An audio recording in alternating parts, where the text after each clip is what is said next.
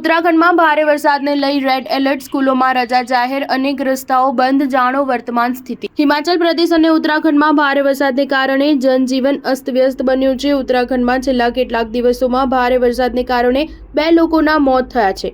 હવામાન વિભાગે 6 અને 7 જુલાઈ માટે રેડ એલર્ટ પણ જાહેર કર્યું છે. ભારે વરસાદની સંભાવનાને કારણે નૈનીતાલ જિલ્લામાં હજુ પણ શાળાઓ બંધ છે. આઈએમડીની આગાહી અનુસાર આજે નૈનીતાલ, પિથોરાગઢ, બાગેશ્વર, ઉધમસિંહનગર જિલ્લામાં છૂટાછવાયા સ્થળોએ ભારે વરસાદની સંભાવના છે. આ સાથે ચમોલી અને પૌરી જિલ્લાના કેટલાક ભાગોમાં ભારે વરસાદની સંભાવના છે.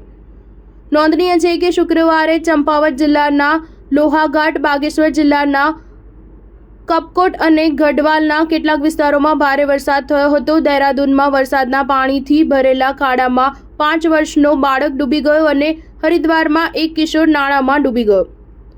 દહેરાદૂનમાં પણ સતત પડી રહેલા ભારે વરસાદને કારણે અનેક રસ્તાઓ પર પાણી ભરાઈ ગયા છે. પહાડી રાજ્યમાં સામાન્ય જનજીવન ખોરવાઈ ગયું હતું. વરસાદને કારણે ઘણી જગ્યાએ ભૂસ્ખલન થયું હતું, જેના કારણે બદ્રીનાથ તરફ જતા રાષ્ટ્રીય ધોરીમાર્ગ સહિત મુખ્ય રસ્તાઓ બંધ થઈ ગયા હતા.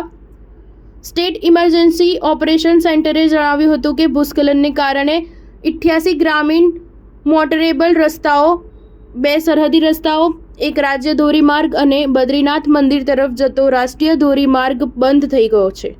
સ્ટાર ન્યૂઝ 7 હંમેશા સચ્ચાઈની સાથે.